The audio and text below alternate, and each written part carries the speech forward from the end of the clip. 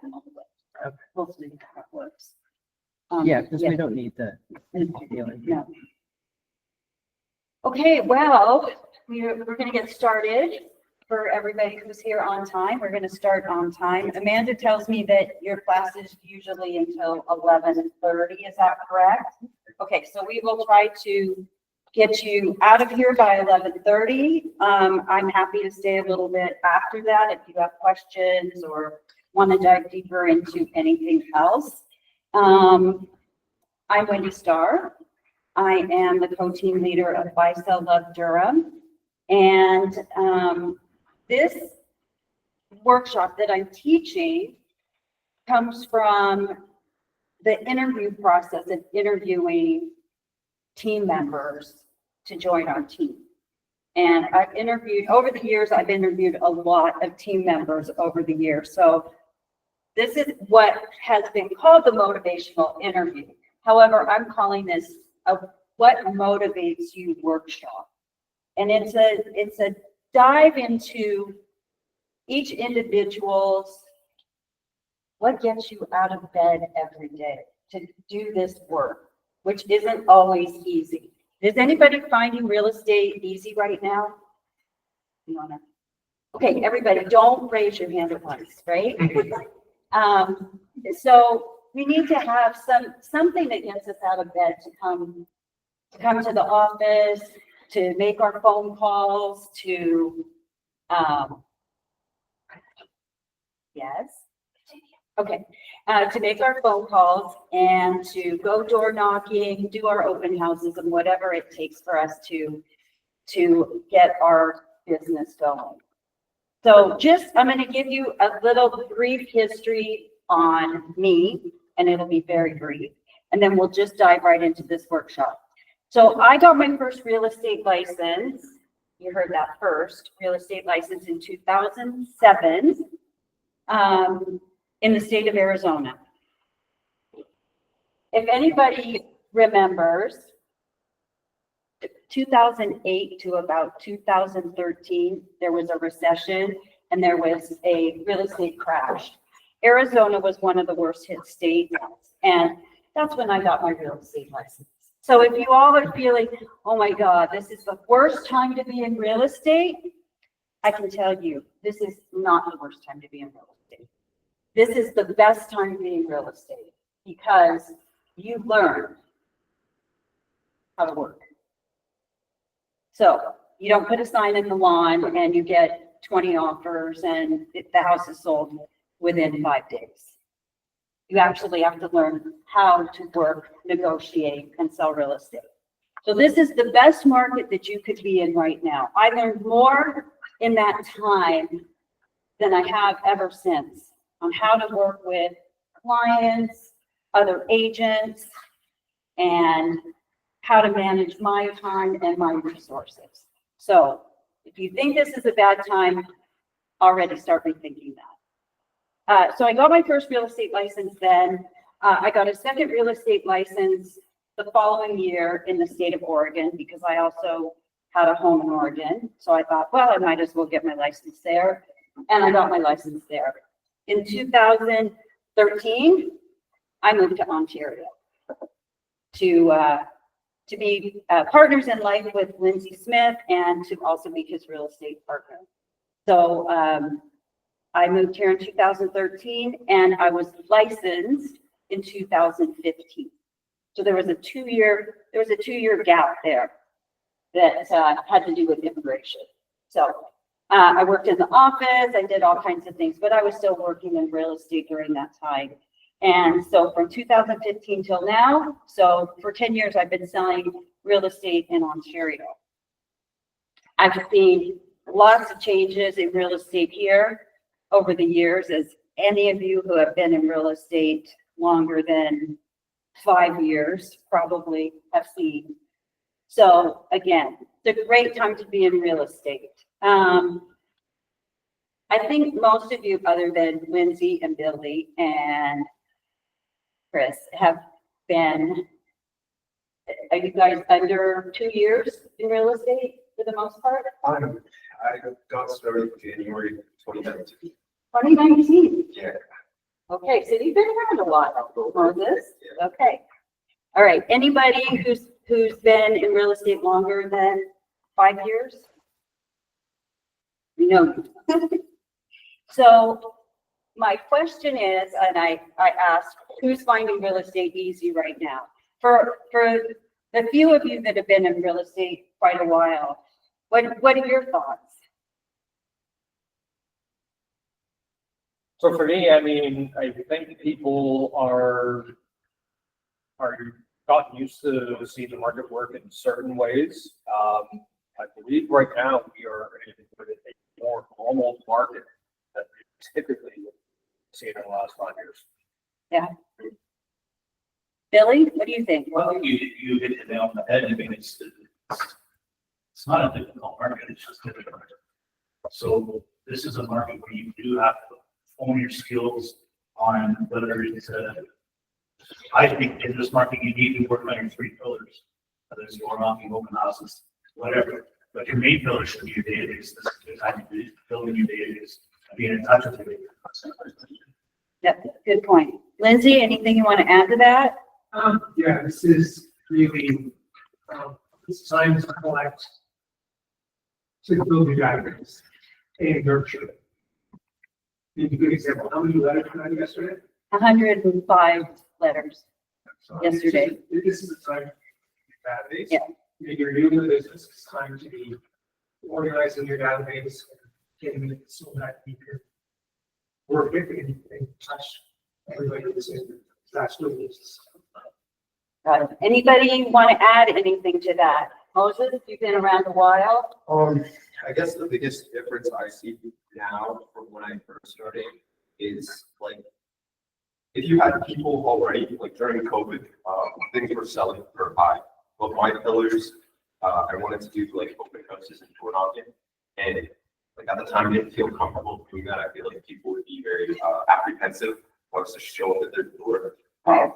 So like, I don't know, I was just part-time all of that time, just like working on leases and just building my knowledge, just actively, reading articles or just filling my clients so I'll keep conversation. So for me, it was more like, okay, I'm gonna like just learn more because I already like determined it myself. This is something I wanted to do. So it's like, okay, I have to be consistent and like when you focus on the end result, what is the outcome that I desire to see when you take my business plan. So That's my. that's your spiel. Okay, sounds good. So other than people who are normally in this class, what caused you to come to this class about motivation? Anybody want to share with me why they're here? I think it's something like this that will caught my eye with the motivation, especially in this market. I think everybody needs to boost their motivation. Find out what their motivation is. Getting into real estate, especially in the ones. Right, so I thought it would be a good struggle for me to get it going. Okay, anybody else? I would say, I feel like it's really good to like reevaluate yourself and your wants and needs. So like knowing where your strength comes from, like I feel like this ties to like what is your why? Like the root of it is like what is your why? So it's like that why, whatever it is, if you identify, that will give you strength and propel you forward through like the darkest of days. It's like, well, this why is my life and it's my path forward. Exactly. We could have called this workshop, "What is my why?" Easily. I thought about that as I was preparing for this, because this really is, what is your why? What motivates you? What gets you out of bed every day? And I think it's time for us. Hi, Larry. You want to add anything? We were talking about motivation. We were talking about the market. Anything that you'd like to add to that? You need to get in the mood? Without motivation, nothing happens. And the reality is, unless we're in business that you have to be self-motivated, no one's telling you what to do. So without your motivation, nothing happens. So the question I'd ask you then, Lindsay, is how do you motivate yourself? You said self-motivation. How does self-motivation happen? Larry, oh, we got him going. We got him going. Yeah. It starts with integrity to self. So when you're integral to yourself and you keep your word, that motivation within that is strength behind, what is needed to show up every day.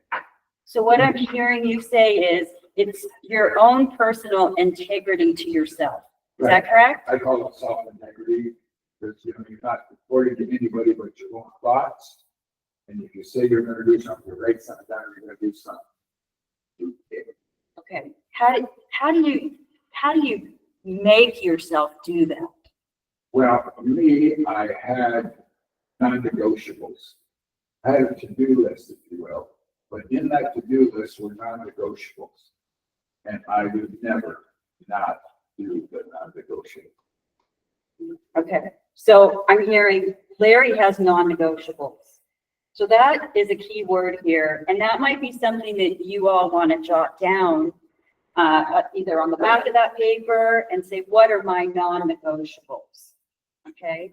Lindsay. I would go in deep and say, what's behind that?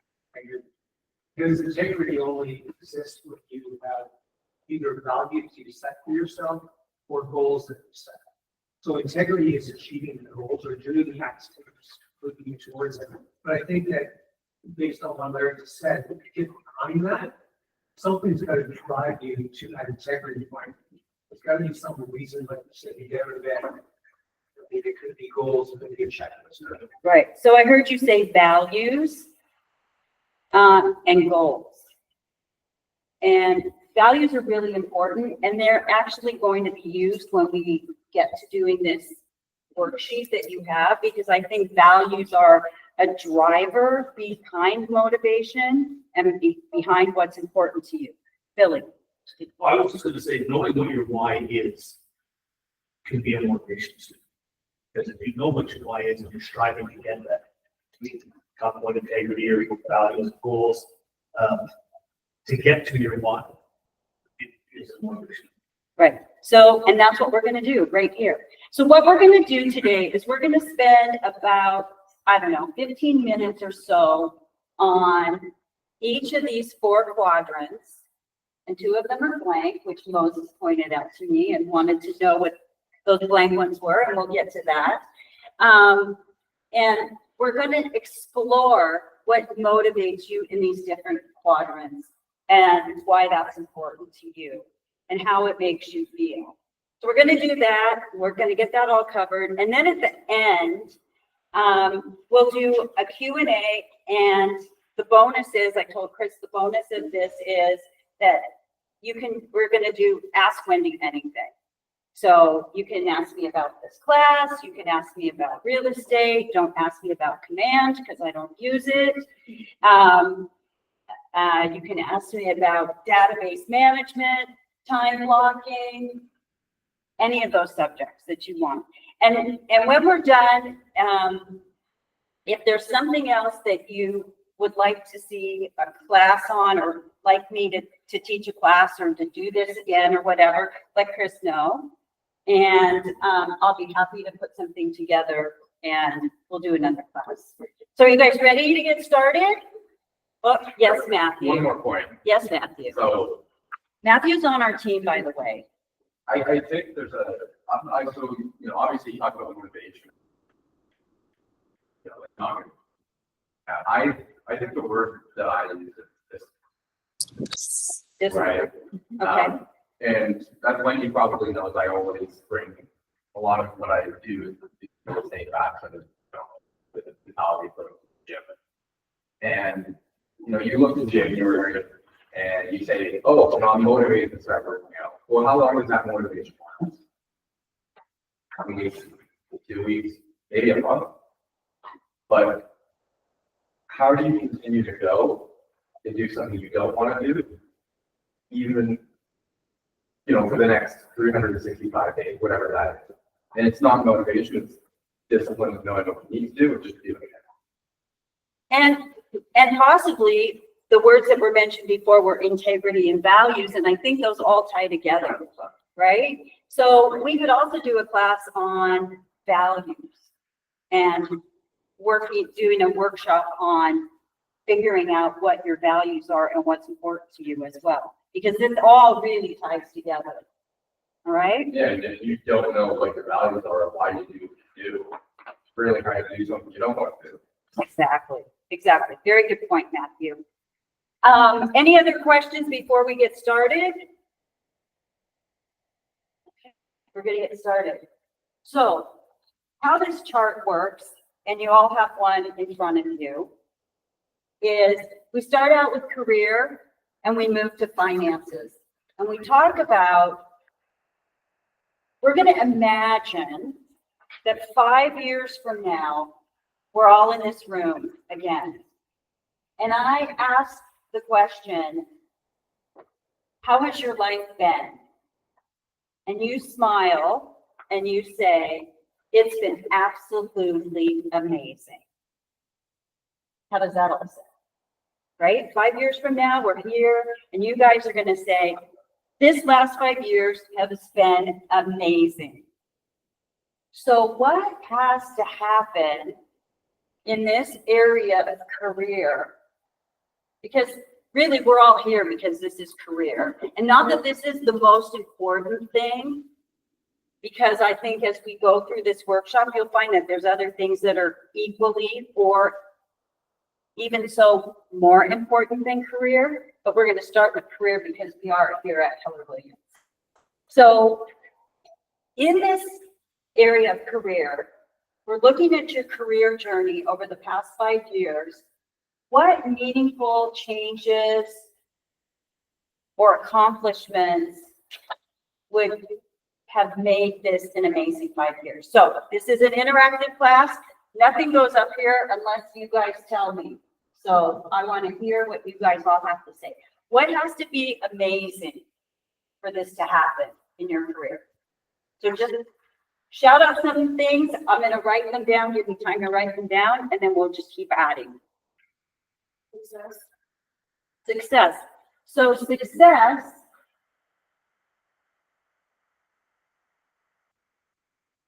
and we're gonna quantify success, right? Because success is a pretty big, broad thing. So we'll get into quantifying that. What else? Relationships. Relationships. Relationships in your career. Yeah, it's not only I'm making a deal, but also building a long-term relationships with my present clients and the new clients. Okay. It's not just they're my buyer, seller, or they're my. Okay. I don't know how to explain it. No, so creating relationships with the people that you work with. Not only work with, even they don't having a deal right now with me, but still I will be constantly in touch. Right. With them. Okay, so creating relationships. I might just even add in there and broaden that is relationships with other agents. Really, really important, especially now, right? When the market's a little tougher and you're working with somebody that knows you and you know them, it goes a lot smoother, right? So we'll talk about relationships here.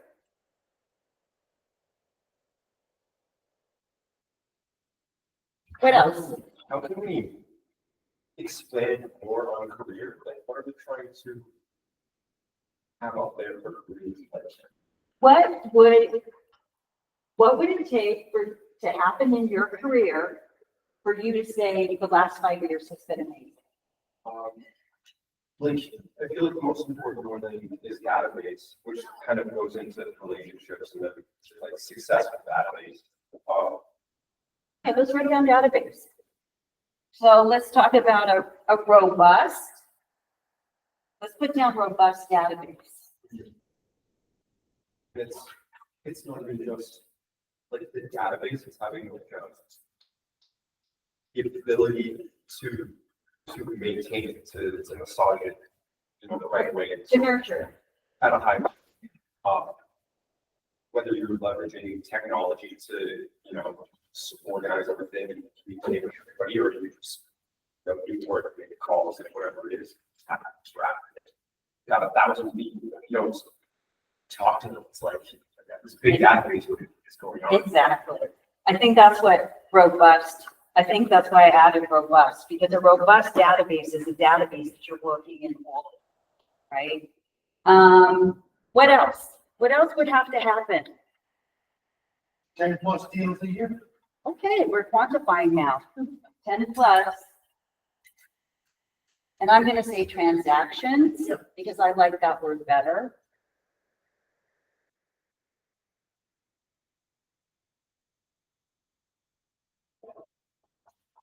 Okay, what else? Self-improvement. Self-improvement.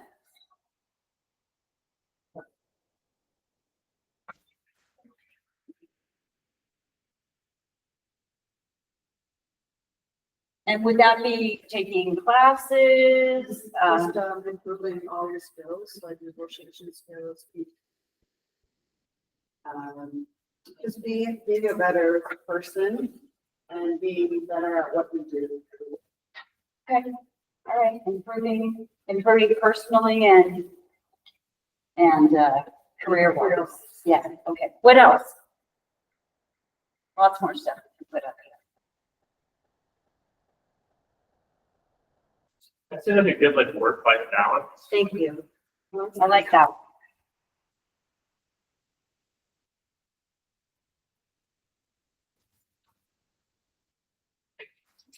Because probably you wouldn't say the last 5 years was amazing if all you did was work. Would you agree with that? Yeah. Okay. Yeah, that wouldn't be fun. I wouldn't be having fun, that's for sure. What else?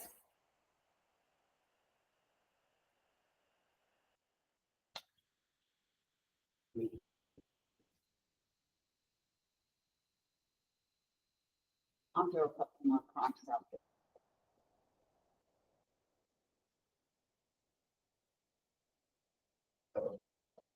I guess like building your brand or your image, having a solid identity and community that it works. If, Like building a brand, right. that works, for sure.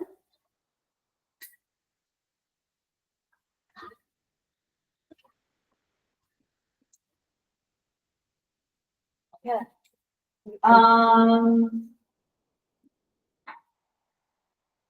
What about things like, are awards important? Anything like that? Would that be important that you recognized by your peers? Yeah, recognition. Okay, let's call recognition awards.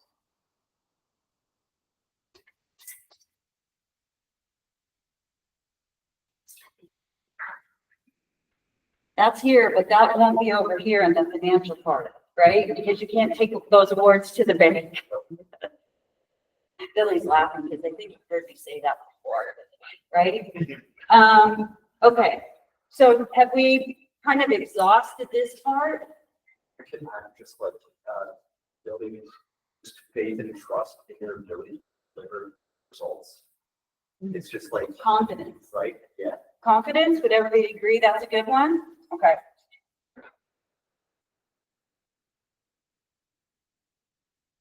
Confidence and trust in ability. Right. Yeah. Service provided. Capabilities.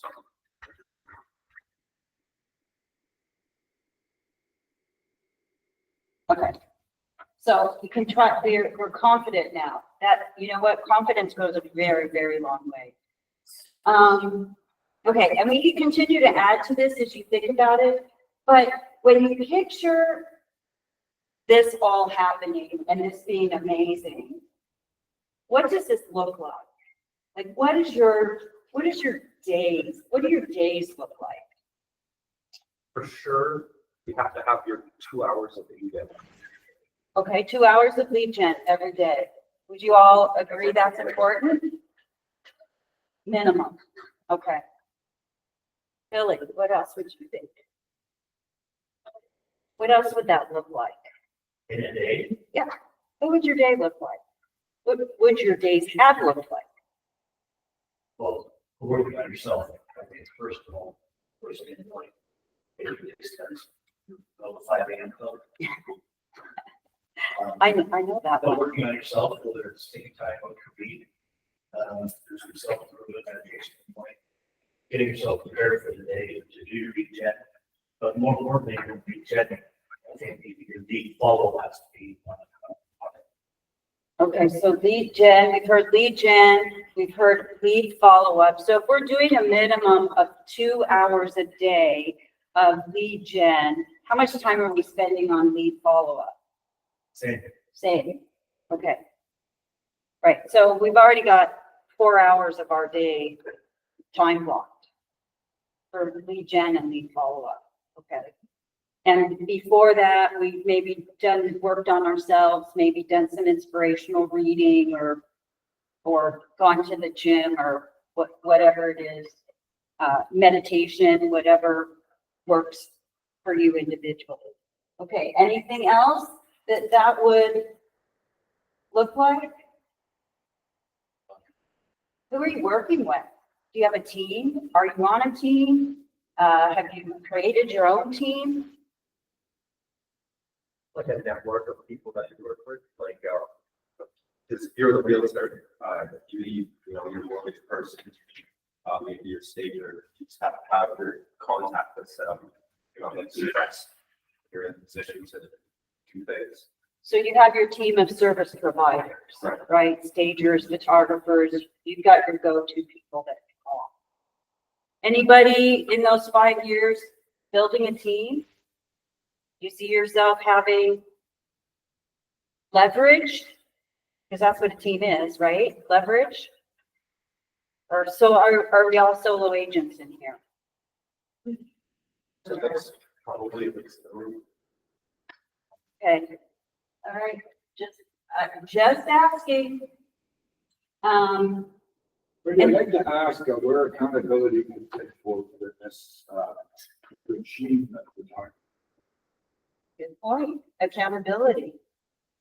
Would that mean accountability as far as accountable to yourself, accountable to a coach, accountable to a peer partner? I just know that no matter how tough you think you are, or how, great you think you are, it's not easy. And often accountability is needed to ensure that you do stay, on the task. Exactly. Would you guys agree about accountability? So a lot of you are in this class, in Amanda's class, and you have accountability every week to show up, right? And then do you have other accountability that you have to do for the class, for Amanda? Nothing? Like, you can set up another time to talk with her in a more private setting to go over what your goals are Right. that week. So that way, the next week you speak where it's like, I do fulfill what I said I was going to do, where here's the reason why. And then it's like, hey, Okay. Okay, so you can do accountability with Amanda. That is available to you, correct? Okay. What about coaches? Or, a lot of people, when they were in high school, played sports, right? You had a coach for all your sports, and you had to be accountable to that as well, correct? So accountability, I'm going to add accountability up here to our list.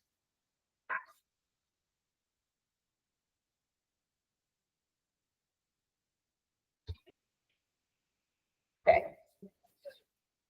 And then we talked about success. That was like the first thing, success and relations and the relationships and the database and the number of transactions a year. Why? We're getting into the why part. Why is this so important to you? That, I feel like a lot of those things in the list there are the prerequisites to obtaining just a successful future. You have to kind of like what Matthew was saying, be disciplined and kind of outline X, Y, Z. This is what needs to be done in order to obtain this outcome. So there are hard days and easy days when you have to keep the systems. So having an accountability partner is like, it just just propels you forward into that consistency. Depending on who you choose and why, you choose someone you love or you care about. In my mind, you just don't want to disappoint that person. If for whatever reason, you can let down yourself and be like, oh, it's okay to like not do this on this day. But if there was another person that you didn't want to disappoint, it's just like an adage to fulfill what must be done, instead of like not doing it, whatever. Okay, so it matters because you're accountable to other people in some fashion. Is that what I hear you saying? Yes, I feel like kind of what Larry was saying is, no matter how tough you are, how strong you think you are, like it's just difficult on your own. Because at that level of weakness, whatever's going on, there's just the additional support to give you strength forward instead of getting caught up in a rut. It's like, oh, I had to take this amount of time off because you were isolated. You weren't being watered, you weren't being fed. To move forward, you have to continue to move. And sometimes we just want to sit and like not move. And it's like, God, it's like I'm so comfortable not moving. And it's like you have to move. Right. And sometimes you forget the point, you forget why. You're just caught up in a days with whatever's going on in life. So it's just awareness. Just awareness, okay? Anybody else, why does this matter so much? All these things up here that we have? Anybody want to add? Yes, Bill. Just to add to accountability, something Larry taught me when I got into real estate. It's a very lonely business. It's a very what? Lonely. It's a very lonely business. Okay. Sometimes a lot of times you feel like you're on an island, right? So to have an accountability partner, probably a good idea for all you guys in here, is to have somebody that you're in the class with, be accountable with every morning, and just talk to them what your goals are for that day, et cetera, so that you don't feel alone, because it's very easy to fall into that trap, and then your motivation level goes down, and it just becomes your hamster on the wheel. Right. And also, being in the office really helps, right? Even if you don't have an office, coming in and being surrounded by people and seeing people working and seeing people on the phones making their calls and stuff is very good at helping to motivate you to motivate yourself, right? Maybe I'll give you a quick story here that may have poses that people build that is, the guy was just one that's out of this really come. And I was doing well with that discipline and that competitiveness. But until I began to coaching, I refined that and make it happen. For example, I'll give you is we stopped talking about doing 2 hours of this, 2 hours of that. And we had outcomes that had to happen each day. And it was 20 contacts. So we made 20 contacts 6 days a week. You talk to that many people 6 days a week. The earth moves. It doesn't stay still. And so it was in that, and then taking that back to the people that you were accountable to, your coach, it seemed to be much more prophetic for me, is that now I was in a game with somebody that I would not let down, and I was going to honor my word to that house as well. But it was just the refinement of that was a game changer. This was saying 2 hours, 2 hours, 2 hours. I had a destination. And it took 3, it took an hour, it took an hour. So there was a metric involved. Right. It sounds like it was a clear and defined goal, right?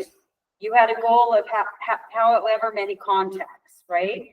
So Larry's making a really, really good point here is, yes, you can say, 2 hours of lead gen, but you could spend a half an hour on the phone with one person, and you can spend another 15 minutes, and now you've only talked to 3 people in an hour.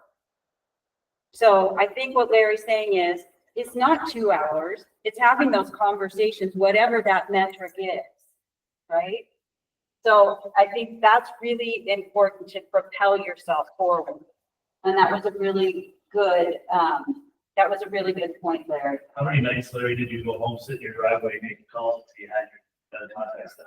That happened because you committed, you didn't have a time. You got busy for some reason, that show. That's the fun part of the business. You did the fun part of the business. Now you didn't get the real part of that. So, for you, I was trying to get it done. Right. Yeah. Yeah. I think that anybody who's been in the business for a long time, I know there's a story that Lindsay tells about making calls, and he came into the office and he was making calls. This is when they used, remember, Lindsay got in real estate before most of you were born.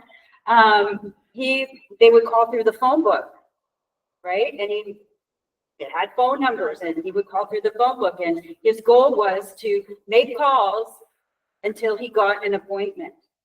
And he called for 8 hours one day straight and no appointments.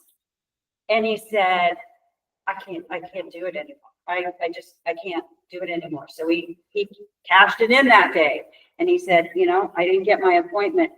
The very next morning, he came in, went to the next name, and he got his appointment. So had he kept going, he probably would have gotten that appointment. But he spent 8 hours that day on the phone. So knowing that you have a specific goal in mind is very, very helpful. How would this achieving success, relationships, how would you see yourself? What would this do for you personally? Now, we're not talking about anybody else, but we're talking about how would you feel if this were all to happen? Accomplished. It's great feeling to put in all that work and having that goal, and then at the end it happens, and it was like that itself. Yeah, that's awesome. Anybody else, Chris? Yeah, I'll say, well, based on what Dahlia said, it's a sense of accomplishment, but then my brain was, hey, this is awesome. Now let's do the goal. Okay, so I'm going to take that just a little bit further, and you said accomplishment, pat yourself on the back, and I'm going to add one thing in there before you say, okay, what's the new goal? Celebrate your accomplishment. Because how many times do we set a goal and we hit that goal and we say, next, and we don't celebrate that. And that celebration, that one little thing in there is so important for motivation. Right? Would you all agree that we need to celebrate the fact that we accomplished something? I'll give you more things to think about. So celebration is very important. So what I've done in the past, one thing I've done is I celebrated before I did it. I actually wanted something badly on this set of golf clubs. I went and bought them and went to work to pay for them. Oh, baby. So I put it on myself to get it done, but I really celebrated before actually doing it. But I think when I did that, I was more committed to what I was up to. That outcome is important. So I went after it with, I think, a little bit more diligence than I might have ordinarily gone towards something. So Larry, purchasing those golf clubs and then having to do the act, whatever it was you committed to, had you not received that, had you not achieved that goal, would those golf clubs gone back? No, there was no option of not achieving the goal. It was just when I was going to get it. I didn't want to wait, put no pressure on.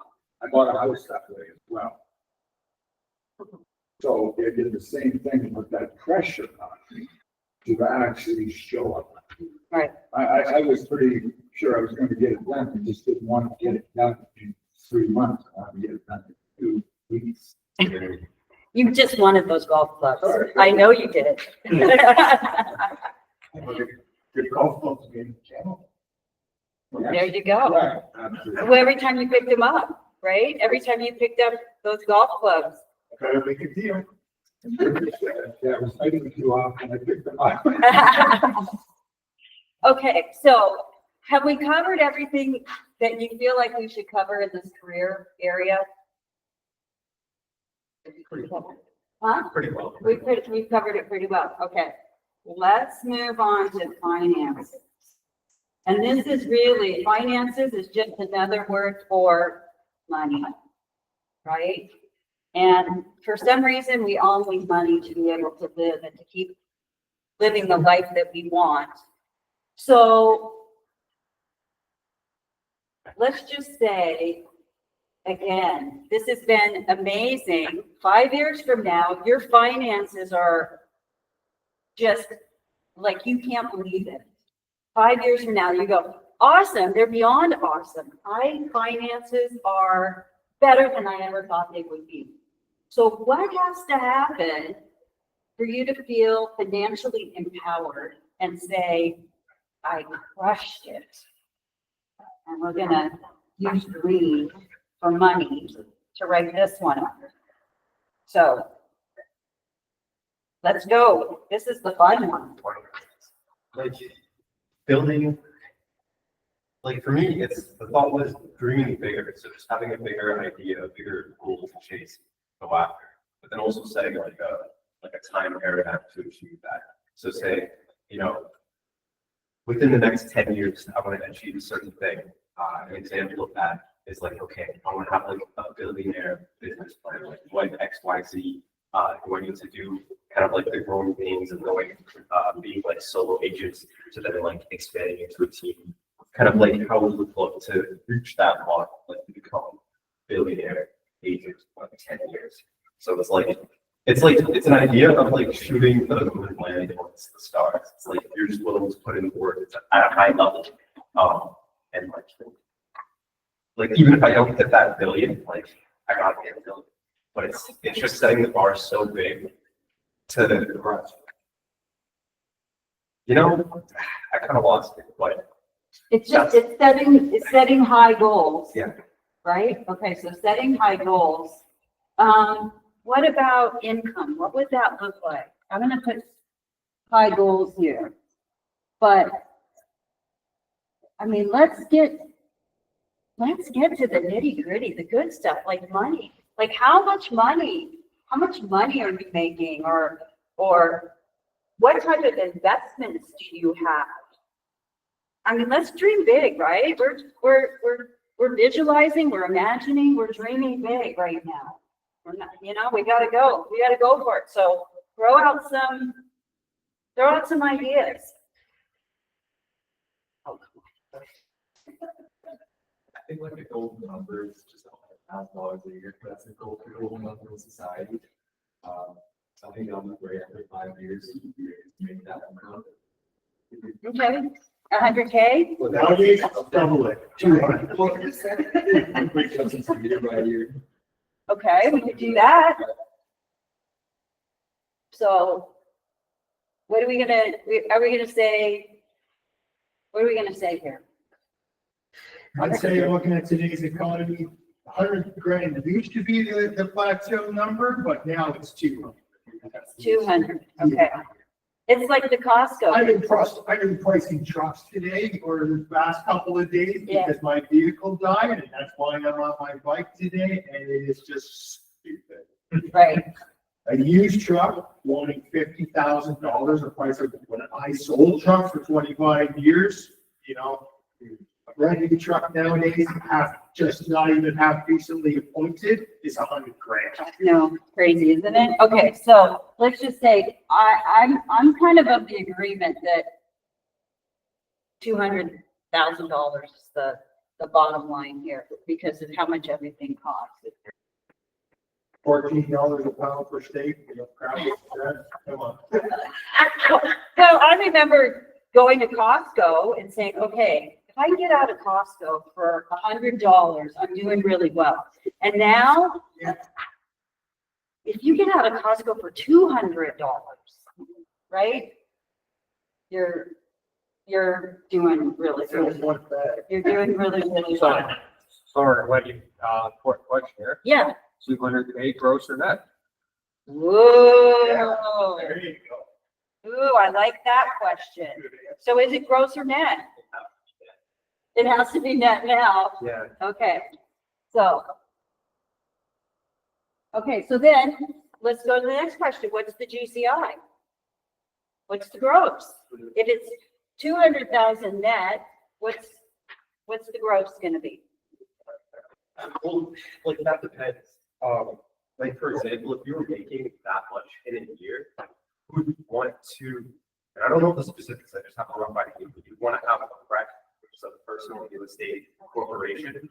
So you don't get like taxed so much. Okay, Because you don't make that. And then, like, I'm gonna put crack down here because I think that is an investment in your future. So let me just put that down real quick.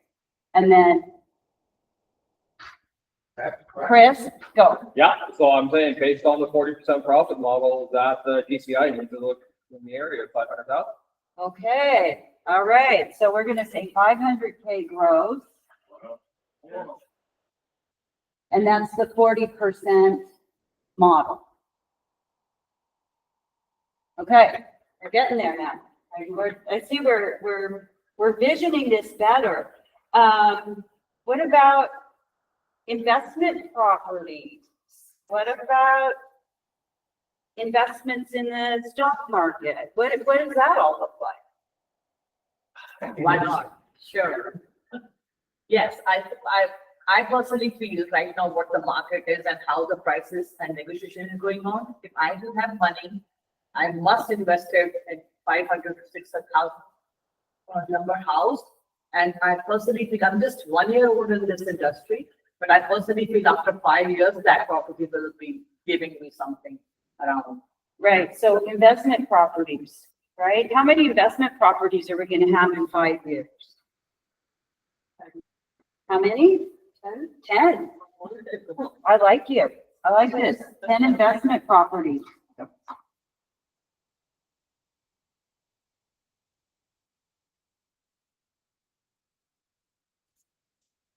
I mean, if our life is awesome and our financial life is awesome, we've got to dream big, you guys. Let's go.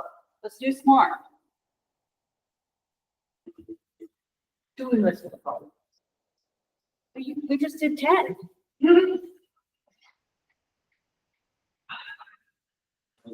what else? What about savings? And you just said you have to celebrate, we have to go for our educations, we have to buy something for us. That is also, it brings us happiness. There you go. And sometimes, but it's not sometimes, when I take my parents along with me, this is also my expense, on my expense. It brings me happiness, or my children, Some nice vacations. Okay, with family. So not only me, okay. with everyone I love. I would go on vacation both.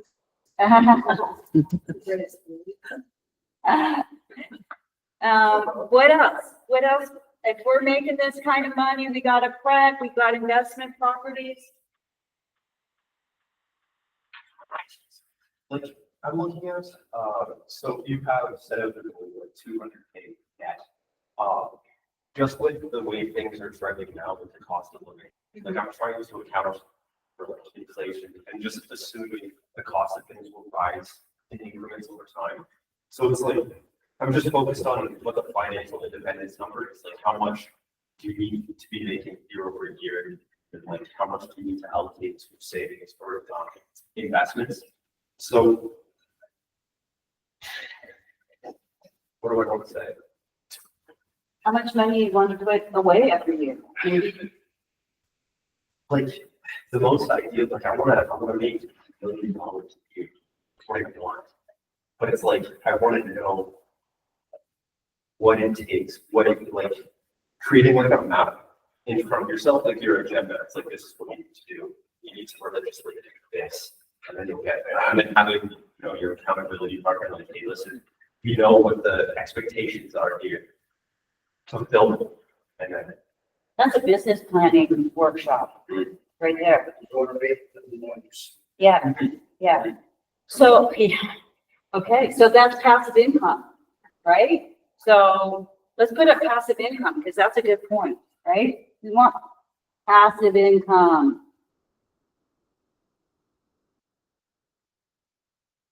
Okay, I know all you guys are a lot younger than I am, but what happens as you get older? Start a family probably. This investment properties, 2 investment properties that I have within 5 years. That is, and I'm not going to buy for million. I'm going to buy a smaller one. Yeah. And after, and if I buy, and I'll pay off by next 10 years, and that will be my old age assets. Okay, so the word I was looking for here was retirement. You guys want to work forever? Yes. Billy shaking his head yes. Not, Not that I want to, but. okay, so let's talk about retirement. And Billy? One of the things that I know you do is you pay tuition for school or extracurricular activities, right? Isn't that what earning this money does, right? So tuition,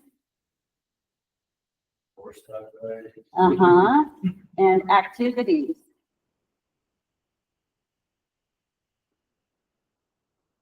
there anything else you guys can think of?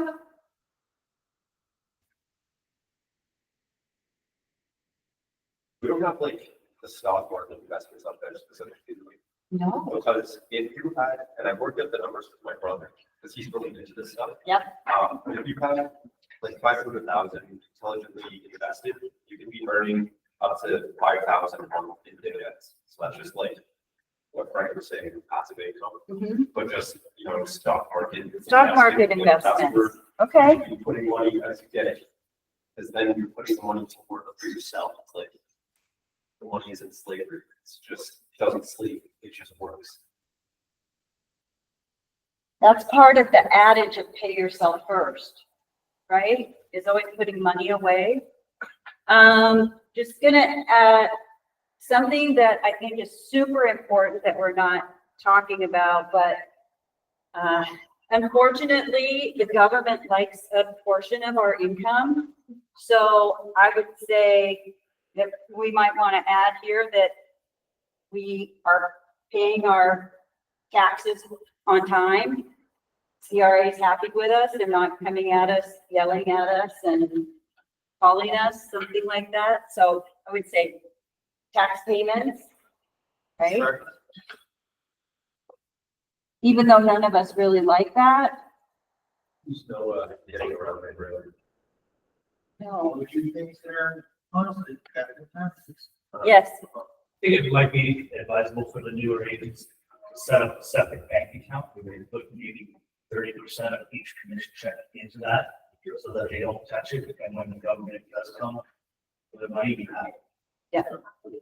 Yeah, if you guys haven't done that, I mean, the really great thing about Keller Williams Energy is that you can have as many bank accounts as you want and have your commission payments go into multiple accounts. And I know that we take advantage of that as well. So I have different accounts for different things, vacations, home improvements, savings, things like that. So that's super important. In 5 years, if it looked like, if you had all this going on, right, how would you feel? I mean, what would your life be like? Would you have more or less stress? Would you, what would it look like? What would it feel like? I feel like if you were to be able to bring your business to a high level, it wouldn't be so much like working anymore. It's just a part of your lifestyle. So just being focused on relationships and conversing. Because now, if you were more established, like I figure you know many more people than you used to, I feel like you could get to a point where you're just running off of your database and referrals instead of like the regular method of like building the database. You get to a point where it's like, okay, I have my team. who I serve. And it's like, you have an upkeep and you focus on them now. Yeah, so it'd be, I don't want to say less work, but it would If the be, word changes, it's just lifestyle instead of like X, Y, Z work. It's like, this is, like, it's attached to you, part of you, so it's an extension of you. So like, it's not the same mindset in the beginning. Now that you've established something, you're this public figure, so to speak. So it's just not the same. I think it feels a bit better because now everyone you're talking to, there's no like, breaks with the ice. They have to, learn you and what you're about. It's like they're already familiar with it. They see your greatness. They see, your achievements, and you have that experience behind you. And you're just recognized. right, they already know, like, and trust you, right? What else, what else would be different in your life if this was all like Contentment. contentment? It's a great word, Such like financial freedom. financial freedom. How would it feel if you worked because you wanted to, not because you had to? Right? That's what financial freedom is. That's what wealth is. Yeah. But you do have a lot of responsibilities. But as long as you can manage everything, then I'd say it's more stress-free.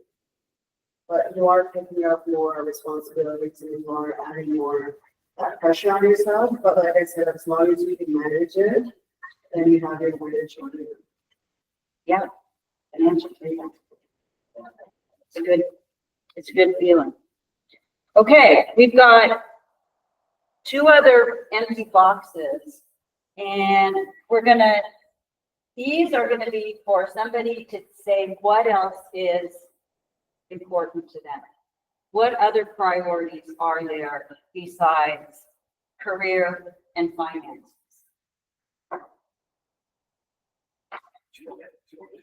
I do want you to share, Moses. I know you want to. Let's do it. In the 2 boxes, so the one I put family, love, and relationships, and the other box I just put health and well-being. Okay, so family, you guys all in alignment with that?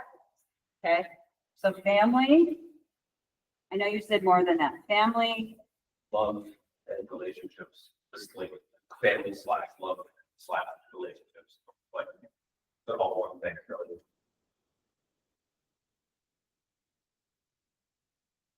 okay. And the other box? Health and wellness? Okay, we'll go with that, health and wellness.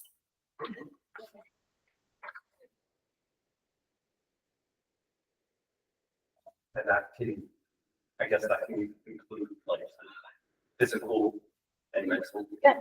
Altogether. Yeah. Yep, health and wellness, I would say, is physical and mental. Because the 2 go very, very hand in hand. Okay, so let's tackle family, love, relationships. In 5 years, you say, my family, I am in loving relationships, everything is awesome, and you're just gushing about it. What has to happen? The kids move out. Oh. Empty nester. Okay, Small one, little. Exciting to see. all And right. don't give them the address. Yeah. And don't give them the address. What else? Children, spouses, or one spouse, not more than one. It's not legal that I know of. I was just thinking, it goes in hand with like, finances. One of the financially well off before, like trying to start a family, like have children because they're dependents. So you want to be able to provide an environment to them. So I feel like the financial is like prerequisite, but you have to know what you like to manage and maintain relationships as well. It's like, I don't know what I'm trying to add right now. Building closer relationships. Okay, closer relationships. I'm gonna put down children. I'll put down children here. And closer relationships. With whom? With family, friends, people, clients. Okay, family, friends, okay.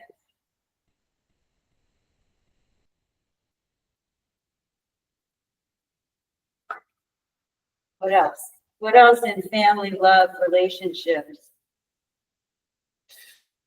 I guess it goes in hand with like, empty nester, but like being able to, support. Or just like, retire them.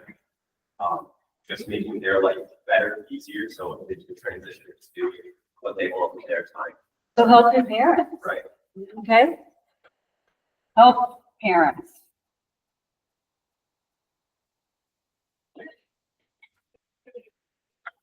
And mine goes the other way, grandkids education. Grandkids and education. Okay.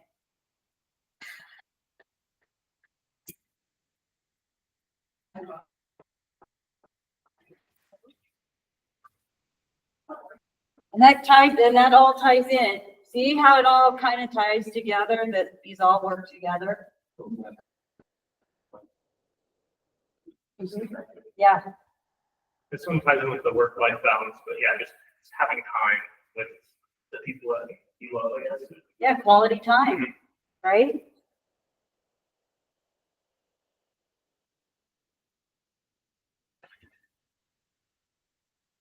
You guys are doing awesome. Uh-oh, here comes the relationship manager.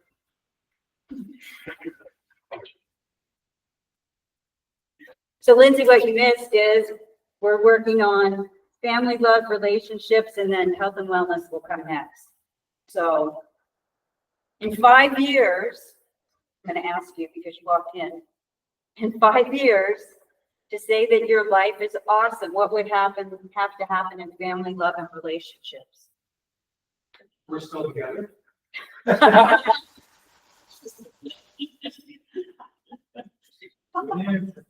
Longevity.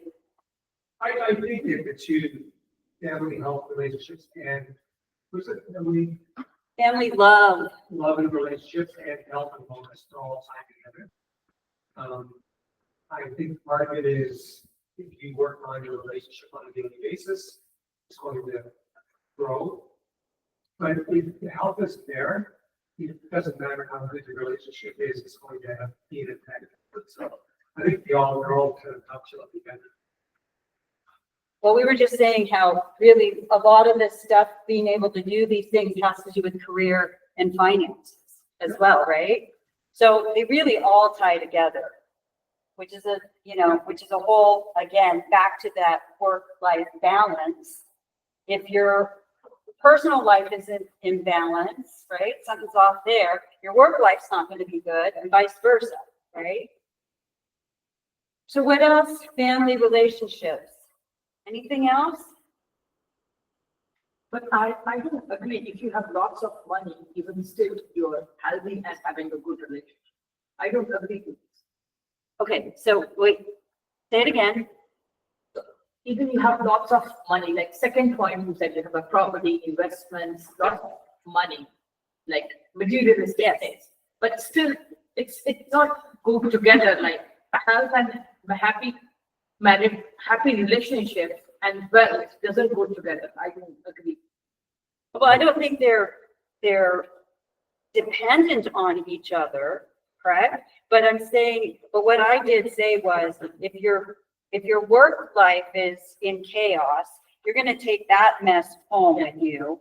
And if your home life is a mess, you're going to bring that to work with you, right? Well, that's what we're sorry. Yeah. No. Work life balance, Yes. right? Yeah. And if you're making side investments and passive income, then you're gonna be a better balance. Yeah, this, If you're having investment income, getting a couple of properties to make rental income for yourself, that's passive income, you're on the work. And you can enjoy it there. Correct. But I've seen many, this is my point is I've seen many people in my life who have lots of money, lots of properties, but still do have a good relationships.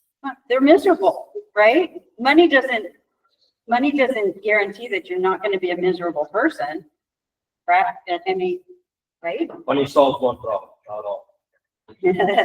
Exactly. Being It able can't make you a good as a human, as a person. It can bring you only materialistic habits. Oh, I have something about it. Yeah, Like, well, it's something you said about going like, well, review as a person, so to speak. So it's like, it just kind of exposes who you are inside. So it's like, you have to do these other aspects with like relationships so you can be a balanced individual.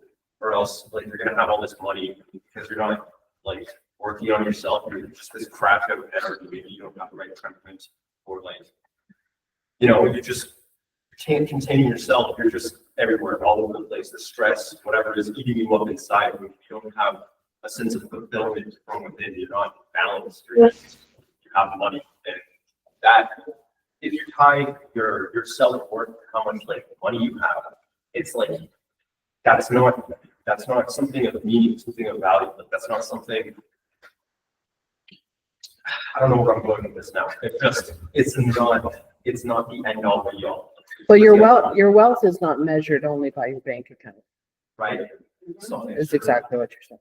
Yeah, it's measured by relationships that By you the have, whole, yeah. by the whole thing. And, you know, one thing that we didn't talk about in finances, and that can tie in with the family and can also tie in with career, is generosity of giving back, Yes. right? Yes. That's really, really important. That's why I told you that in vacations, I want to take to my loved ones with Yeah. me. Yes, It's not if I'm earning, I want to take to those also break it because we're together in my struggle time.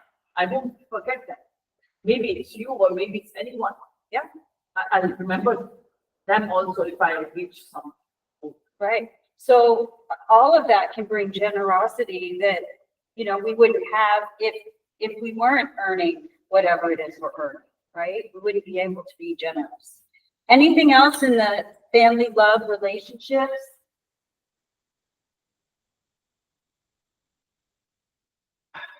I would want to add even just the word like discernment, because I feel like you have to discern who you want to have these relationships with. So whether it's choosing a life partner or just having certain individuals, being in close proximity to them consistently, like you want to be very discerning of who you choose to be part of your life. It's a good word.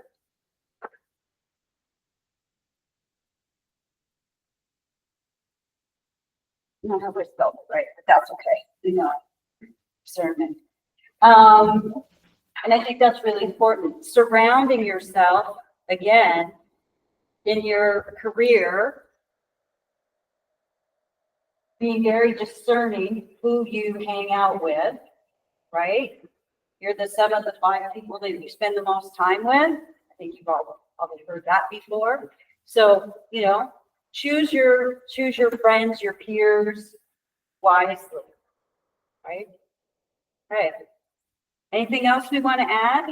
Are we all feeling pretty good in that 5 years? Okay, health and wellness, physical and mental.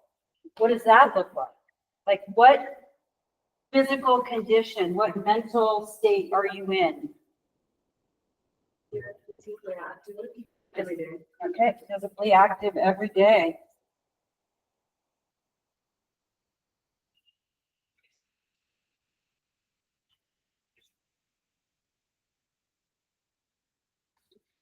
Okay.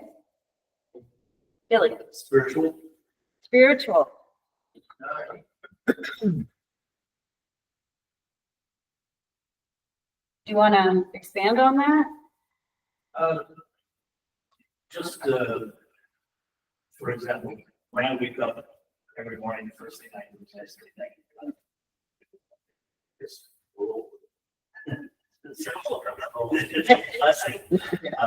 But you know, and having affirmations and that type of mindset. So, okay, so spiritual, the affirmations and gratitude, Yeah, that's how I was gonna say that. spiritual gratitude, okay?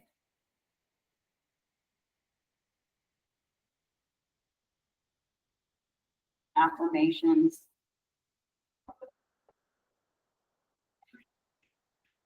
I'd say, diet and a routine of living. Sorry, Diet and a routine of living. healthy, healthy.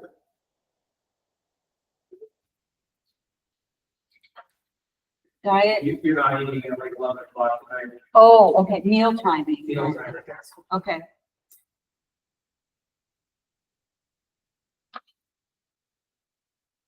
Just to tap on to what Billy was saying. Yeah. I call it, the attitude of the gratitude. Yeah. So it's like, you carry it through all things. Yeah. So like, attitude check is just, if you are mindful, be grateful. In the worst times and scenarios, you can find a reason why to center yourself back instead of cracking out and behaving in some way. It's like, what am I grateful for? So every day, Well, you can't be grateful and angry at the same time, right? right? You can't be grateful and be a mean person at the same time. What else? I would also add, not add, this is different. For me, it's like having the number in mind. So if I wanted to be a certain body weight or a certain level of muscle mass, having not just the goal of what I'm trying to achieve, but once I achieve that goal, what it takes to maintain that physical body over a period of time. So just, it goes in with like diet and routine and like this, like being physically active, but I think it's important to have like a goal set out. Specific, when you set up, what was it? A clear and defined goal. Yeah. So just like, this is, the body I want to achieve, this is like ways, whatever. And that goes again with like, I need to keep these things or have this consistent intake. Healthy.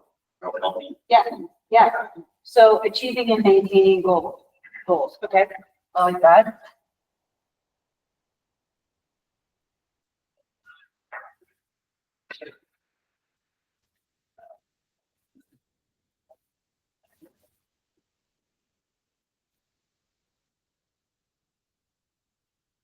So we have physically active daily, spiritual gratitude, affirmations, diet and meal timing, achieving and maintaining goals. Yes.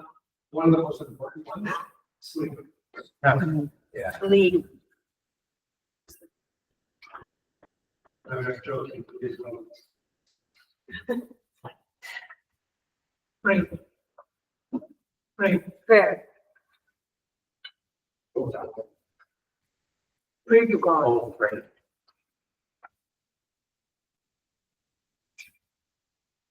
What else?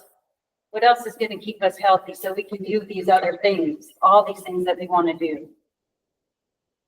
Mental health, Mental health. Yeah. work on yourself, Okay. ensuring that you don't have resentment or anger every day. Also helping, it helps to listen to podcasts. I like listening to non-office. It sets my mind. Yeah. So, okay, I'm going to say, listen to podcasts.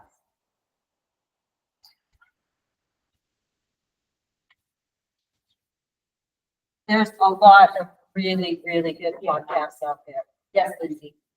Also, just making sure that you are seeing a doctor on a regular basis. I mean, it's important to make sure that you see what's coming if something is like that. Off in your medical trajectory. Okay, so annual doctor visits, something like that, right? Because if you lose your health, you lost so much.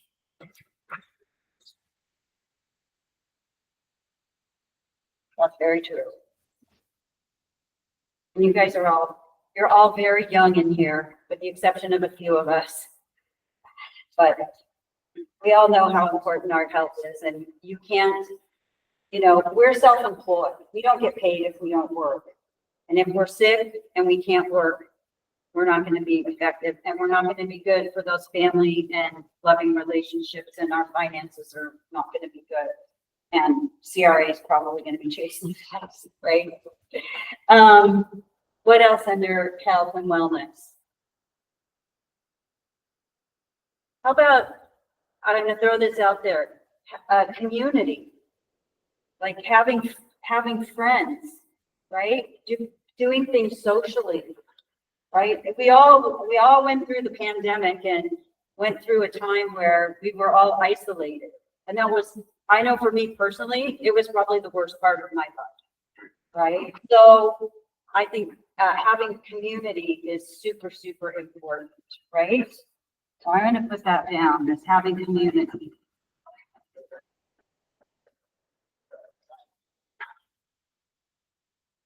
And you did mention, I'm going to put down personal growth, because you did mention that.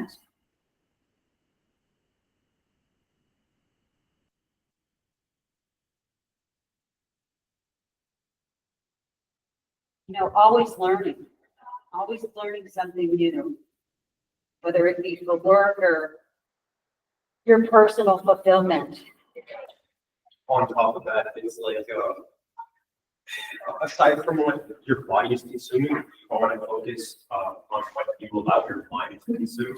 So it goes in hand with what you're saying about podcasts. So it's just like being very aware of what it is, what information. What you let in. Exactly. Yeah. Okay, what you let in. Your surroundings as well too. Surroundings. How about getting out in nature? Right?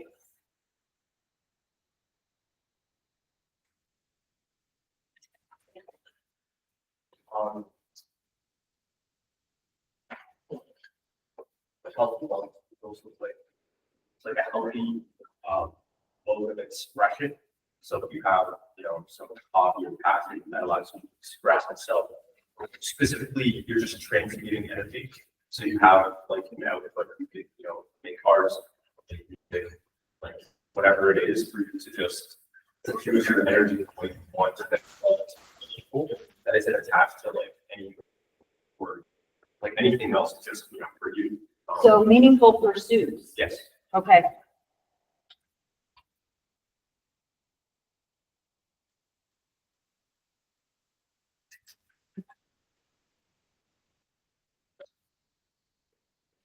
We seem to really like this last one. We've written a lot.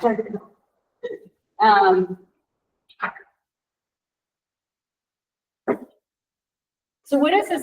How does this all work together now? How does it all tie together?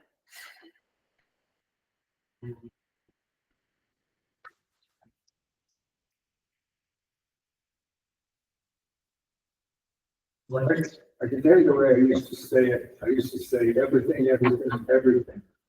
So when things are, you're in alignment at work, you're often in alignment at home, you're in alignment with relationships, you're in alignment, you're in flow. And so it just is, when you are in alignment, let's say, with your career, and it'll make your financial alignment that much easier. It will make other things that affect that much easier. So it's they feed off one another, and they actually grow within one another. So it's you're getting one right often leads to the other one just finding its own way to the other one. It's like a domino effect, Correct. right? Yeah, I don't know if it's actually the one thing or not, but it is, it just feels like I just learned to say it as everything, everything, everything. And it comes together. Right. Yeah. So how does this feel? Like how does this vision of what the next 5 years of your life, what do you all feel like you need to do right now to have this happen? Because it's like you need to attack all of these because they're all important. But I think it's just setting out which one of the four quadrants you maybe want to spend more time with or get started with to, like you were saying, the domino effect. It's like, where are you at?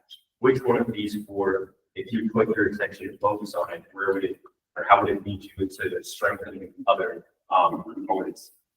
If I was to say for myself, like my focus would be on the family love and relationships, because health and wellness, like I more or less have that down pat.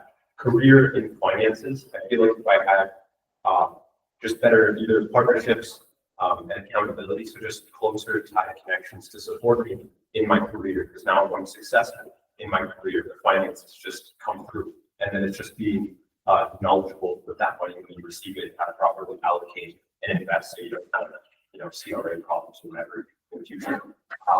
But for me, personally, the family love and relationships, once I have like, partnership, it's like another aspect of myself, of my life is solidified, to use like firm ground to push off. So then it ties into the reason why. So now when I'm like, in low state, it's like the reason why. It's like, okay, my why will push me to be successful in the career aspect.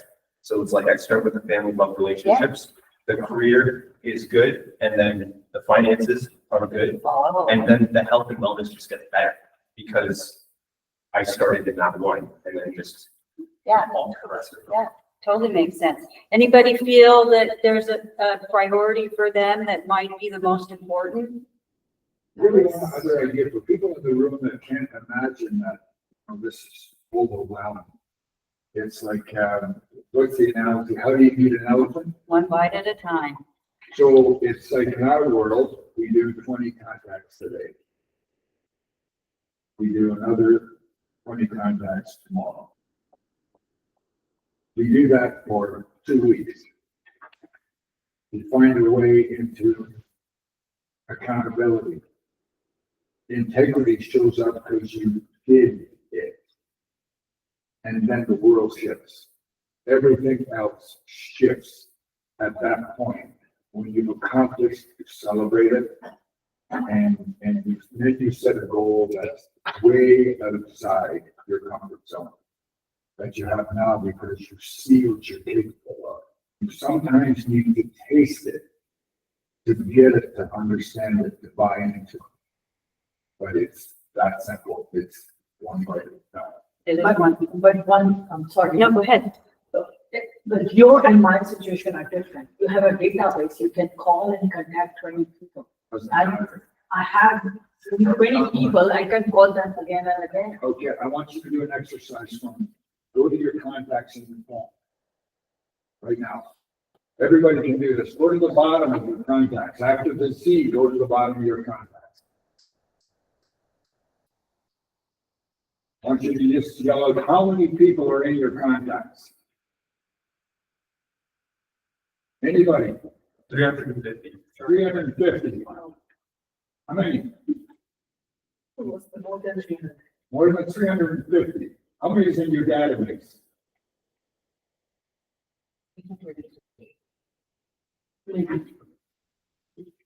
80 to 100. 80 to 100. There's opportunity right there. I'm going to tell you my story for doing contacts. I started real estate. I was in the business less than 6 months. It was 1990, by the way. It was happening. I took the Oshawa phone book out. I went through the Oshawa phone book. By the way, in the Oshawa phone book, you guys could not understand. It was names, addresses, phone numbers. I underlined all the people in the Oshawa phone book that knew me. I hired an assistant to put them in my database. How many people do you think I put in my database? Take a guess. 800? Not quite, 1,100 people in my database before I was 6 months in the business. There were people that knew me, and I knew them.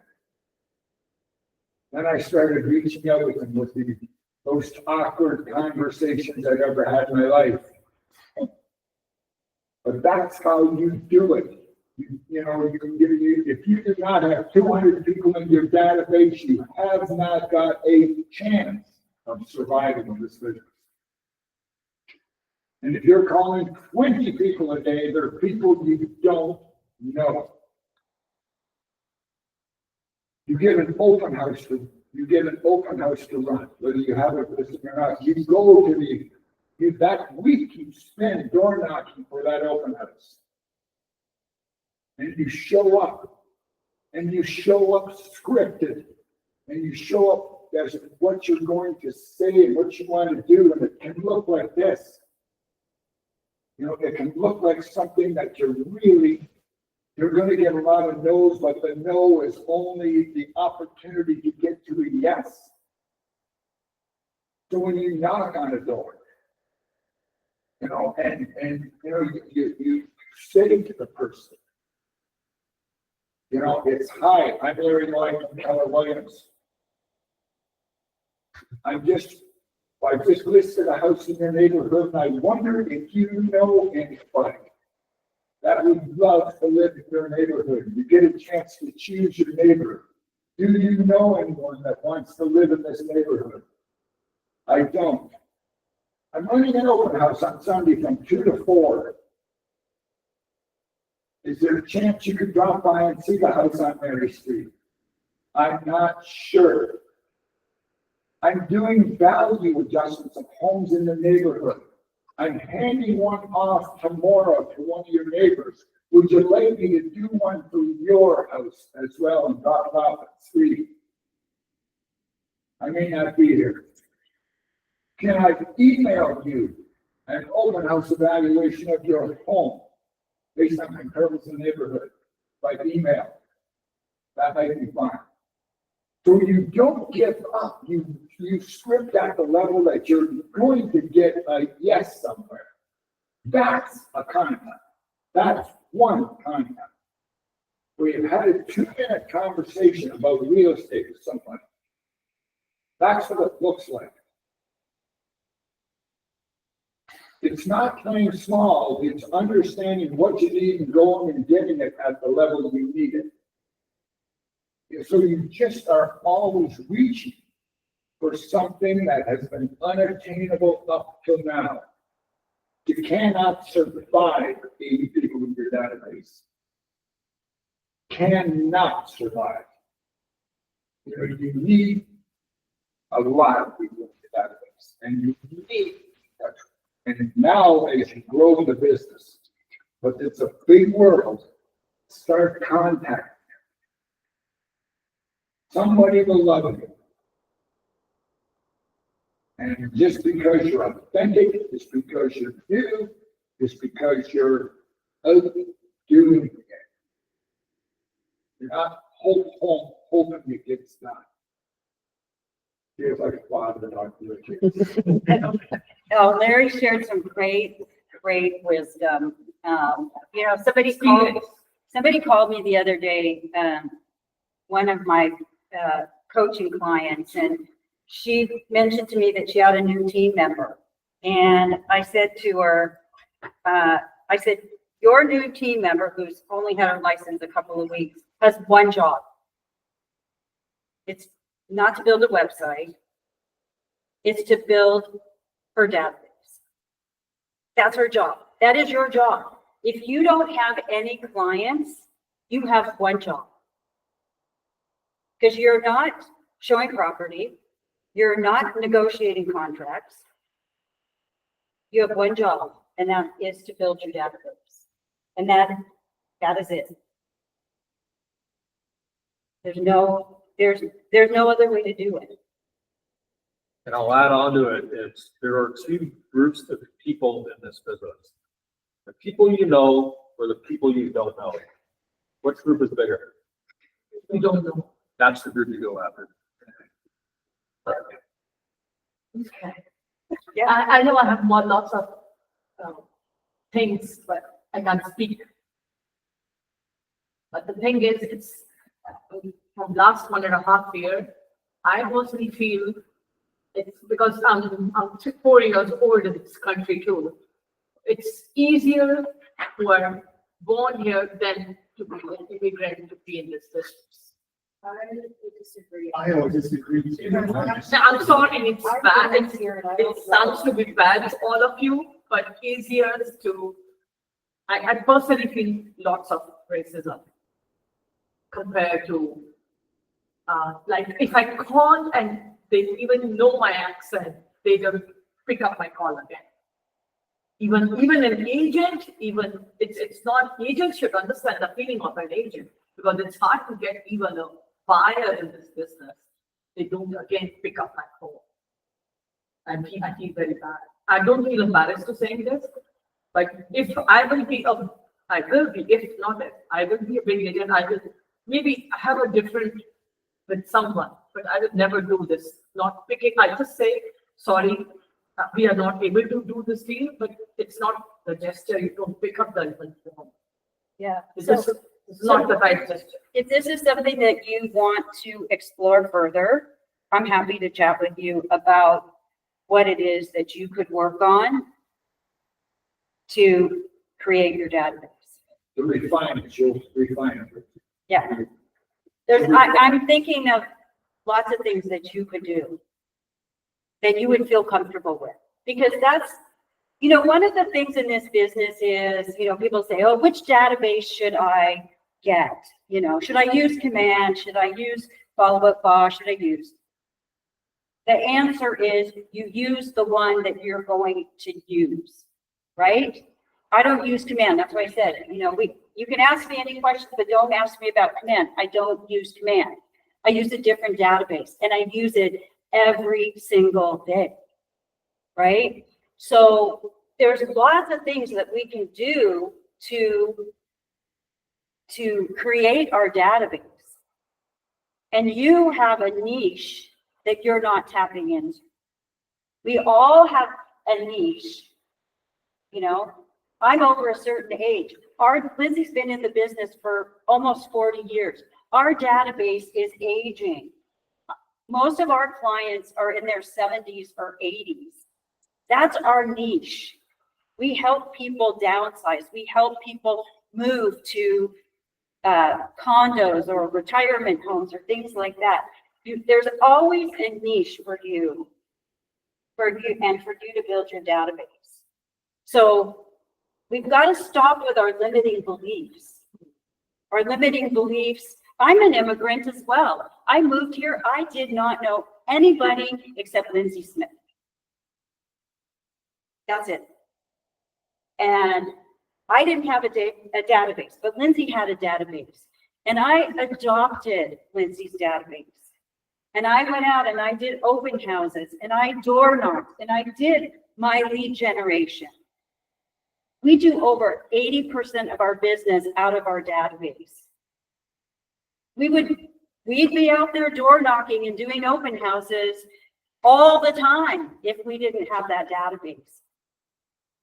But that database creates anywhere from $500,000 to $1 million in GCI for us a year.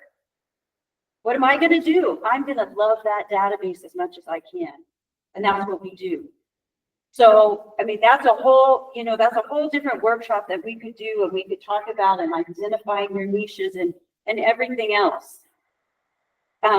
So there's a couple of things. We have to get out of our comfort zone. We have to get comfortable being uncomfortable. I never door knocked until I moved here. Right? I did a lot of open houses prior to that. I did a lot of open houses here and added all those people to the database. Right? But I never door knocked. And I had to get comfortable with that. So, we can have a whole different workshop on limiting beliefs and working on databases and time blocking and any of the things that we feel are holding us back. Because that's what they're doing, right? They're holding us back. So anybody have any questions about, do you feel like you know what motivates you now? Do you see how it all ties together? How all the different quadrants work? Yeah. Does anybody have any questions? Is anybody on the, Checking. No, Okay. nothing yet. okay, because if anybody on the Google Meet. Meet has questions, I'm happy to answer those as well. And if you guys want to take some time, I have until noon. You can ask me anything. So I'm gonna play the role of Andy here for a second, and then I'm gonna actually hit and run. With all these new agents in the room, can you explain what a daily schedule looks like for you and Lindsay when it comes to lead generation, growing your business, and maintaining relationships with customers? Okay. You guys want to hear that? Yeah, that's good idea. Okay, all right, Chris. So I spend 2 to 3 hours a day, at least, working in the database. The database is my superpower, right? So, that's what I do. So I'll spend at least that much time in the database. I manage, like Lindsay mentioned, how many letters went out yesterday? 105 letters went out to the database. I also do birthday cards to the database because whenever we collect information for FinTrack, we get people's birthdays. So we spend a lot of money on Canada Post. Now, is that for everybody? Maybe not, right? Again, I told you, our database is probably mostly 70 and 80-year-olds. They check their mail every day. They check their physical mail. I have one client who was texting me last night, and I said, oh, I just mailed you an invitation. I said, I physically mailed you an invitation, and she came back. She goes, what email address did you send it to? And I said, no, I said physical mail address as in Canada Post. Right? She goes, oh yeah, duh, right? So, you know, you have to know your audience, right? And I know our audience. So I do a lot of follow-up. I make notes on, you know, unfortunately I make notes on who's having their knee replaced, who's having their hip replaced. I'm sending out notes constantly, physically writing handwritten notes on a daily basis to people. Maybe it's somebody that I talked to and they told me something and I follow up with a note. So that's, I mean, I spend so much time in our database. Is really, that's my job, is the database. So that's what my day looks like. That is the power of being in relationship with your database. Yeah, it is. 80% of the business. So I don't have to go out and look for new people. We get referrals. We ask for referrals all the time. We have over 150 5-star reviews. We only have 5-star reviews. We have all of that. So I manage anything that has to do with the database. Because that is our bread and butter. That is what keeps the lights on, so to speak. Thanks for that question. Yeah. What else? Any other questions you want to ask about real estate? Like, you were talking about other, classes, seminars to do. Yeah. In the future. Yeah. And I think really valuable, is setting aside a plan, like a class for business planning. Because I want to see, it's like, at each level, what you should be focusing on. So it's like, as a beginner, it's like, you focus on X, Y, Z, and once you grow your business to a certain point, it involves like, the evolution can be as simple as like, oh, now I've hired, an assistant. And it's like kind of what your focus is on at that level. Then you didn't hire as if you have a team and a brand. It's like just seeing how your day-to-day changes as you evolve your business over time. So it's just like highlighting that specifically. Yeah, exactly. That's a great class. I would suggest that to either Chris or Billy.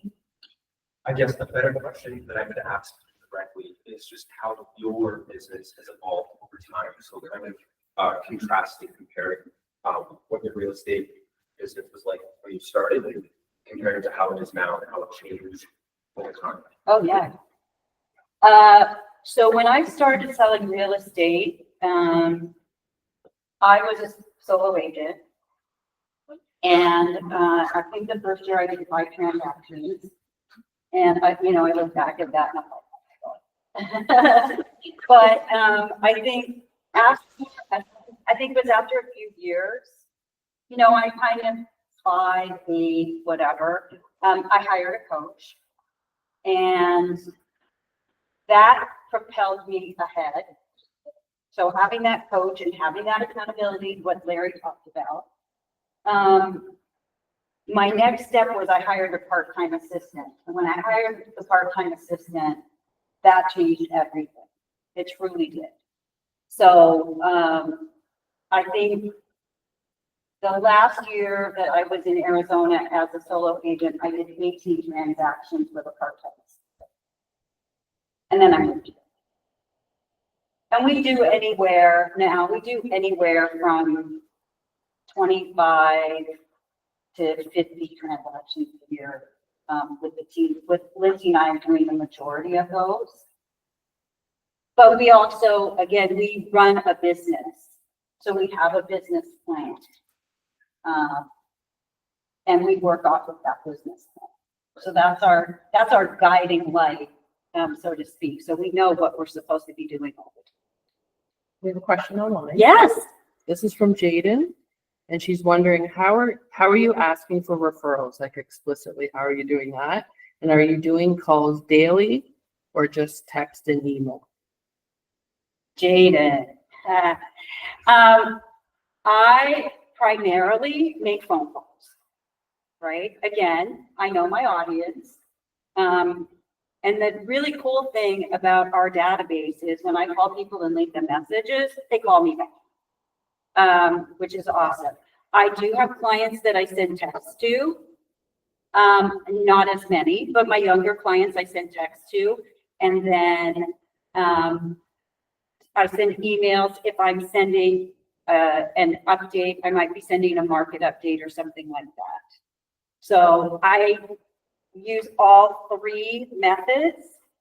I will say, I am not on social media at all. So I don't have that as a way of communicating with people.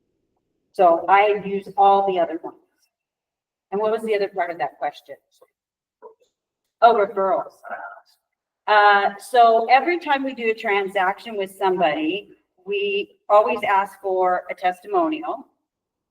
And the other thing that we do is for most of our mailings, when the letters go out, we have a little card that's inserted that says how important their referrals are to us. We always ask, people for referrals as well, but because we do a lot of mailings, we do, we have different cards and things like that we insert, or we'll ask for a testimonial with a card. We've got a QR code and whatnot. So I hope that answered Jaden's question. Yeah. Anything else? Burning questions for anyone? Oh, she is asking. Oh, she asked, who's the best coach you've had? Oh, who's the best coach I've had? I think the first coach that I had, who was also Lindsay's coach, and that's how we met each other. I think that was the best coach, and she was a coach out of Arizona. Okay. Yeah, yeah. She's also saying, when are we asking for testimonials? When the deal firms up or after close? No, we ask for testimonials when the deal, when they're their happiest.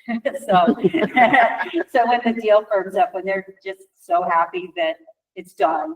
So yeah, we do that. Yeah, when they're in the best mood. That's it so Did we far. answer it? Okay. Yeah. Well, Jane can ask me questions anytime she wants to. Anything else? I know you're good with your questions, Moses. Honestly, I have an office here in the building. Unless I'm doing my lead gen, lead follow-up and it's usually in the morning. In the afternoons, come see me. I'm happy to answer your questions. I'm happy to help you in any way I can. You know, my career is what it is because of all the people that I've surrounded myself with. You know, Jaden asked who the best coach was, but I would probably say the best course I ever took was Ninja Selling, which is not a KW course, but Ninja, and I felt most aligned with the values of Ninja. Ninja spoke to my heart and spoke my language. Yeah.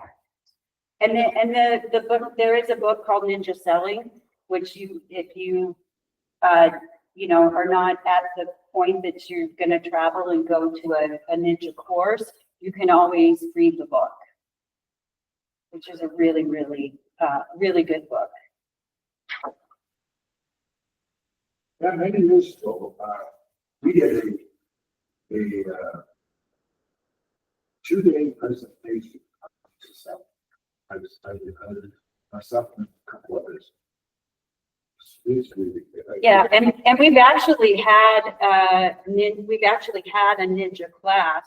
Yeah. The brokerage brought a ninja instructor, and we had a ninja class. I've taken ninja twice. Where did you go to take? The first time I went to Indianapolis Okay, to take it, and then the second time I took it, it was here. right. Yeah. Because it does come to you get If certified. we commit, we have to commit a certain number of people Oh, to yes, take the yes. class. Yeah. Otherwise, they won't come. Yeah. Yeah. Anything else? Well, I want to, yes. I know a lot of calls, but biggest problem is actually getting people on the phone. Is there a time that is works best for you with people? You know what? It's know your market, number one, right? If you have, I mean, all the people, most of the people that I call are retired. They're home all the time, right? But, you know, I always tell people that you've got to see where you're getting. It's like going door knocking. Like if you door knock, you know that if you door knock a certain time, you're not going to find people at home. You know, if you door knock later in the day, you're going to find people home, right? If you're in a neighborhood where there's lots of kids, people are going to be home after, you know, say 4 o'clock. You're not going to go door knocking in the morning, right? So you just have to, you know, you have to figure out, you've got to do your own stats. You have to know what your own stats are. I mean, that's another really key thing is like, if you're making calls, and you're not getting anybody, your stats aren't very good. Well, doesn't that tell you you need to change the time that you're calling people? Maybe you're not calling in the morning. Maybe you're calling in the evening, right? I mean, or you're calling on the weekends.